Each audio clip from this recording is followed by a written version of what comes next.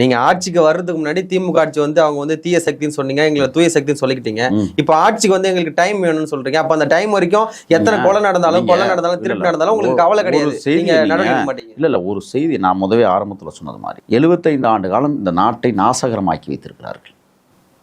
தெருவுக்கு அவங்க நாசமாக்கிட்டாங்க. இருங்க மக்கள் உங்களுக்கு ஓட்டு போட்டிருக்காங்க. ஆமா ஆமா, நீங்க இன்னும் அவங்க மேல பழிய சுமத்துறீங்க. பழி சுமத்தலங்க. எங்களுக்கான கால அவகாசம் ஒண்ணு இருக்கு. எவ்வளவு நாள்? ஒரு மாசம் தான் ஆகுது. நான் கேட்கிறேன் எவ்வளவு நாள் கால அவகாசம்? நான் கேட்கிறேன் 1000 ரூபாய் திட்டங்கிறது திமுக கொண்டு வந்துச்சு. 2.5 வருஷம் கழிச்சு கொடுக்கும்போது யாரும் பேசலையே.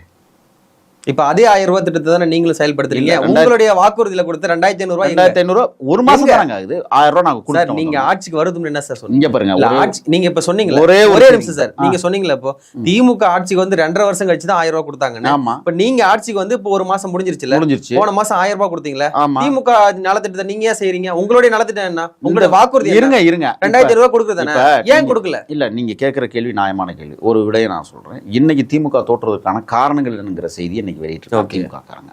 அதுல என்னன்னா, இந்த 1000 ரூபாய் 2.5 வருஷம் கழிச்சு கொடுத்ததும், அது மட்டும் இல்லாமல் அனைத்து பெண்களுக்கும் கொடுக்காமல் தகுதியானவர்களுக்கு மட்டுமே தரப்படும் என்கிற இந்த அறிக்கைகள் எல்லாம் தோல்விக்கு காரணம்னு இப்ப திமுக ஒரு அறிக்கையை கொடுத்துக்கிட்டு இருக்கு. அது போல நாங்கள் நடக்க மாட்டோம், அதுபோல் நாங்கள் செய்ய மாட்டோம். எங்களுக்கு படிப்பினைகள் இருக்கு. எங்கள் தலைவர் ரொம்ப சீக்கிரமா என்னன்னு கேட்குறீங்களா, யாரும் தகுதியானவர்கள்ங்கிற பட்டியல்லாம் இங்கே கிடையாது. நீங்க ரேஷன் கார்டில் என்ன வறுமை கோட்டிற்கு கீழே வாழக்கூடியவர்கள் யார்? இந்த பட்டியல் நீங்க சொல்றது இந்த பட்டியல் இப்ப எடுத்துக்கிட்டு இருக்கோம். இந்த பட்டியல் எடுத்து முடிச்ச உடனே 2500 ரூபாய் கொடுக்கறதுக்கான எல்லா ஏற்பாடுகளும் நடந்துகிட்டு இருக்கு.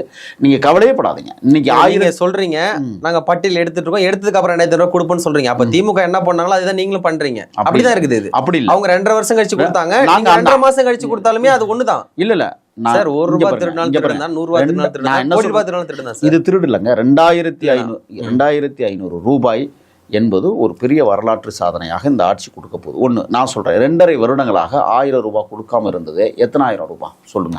பல லட்சம் கோடி வரும். 2500 அதாவது 25,000 ரூபாய் ஏமாத்திய அரசு திமுக.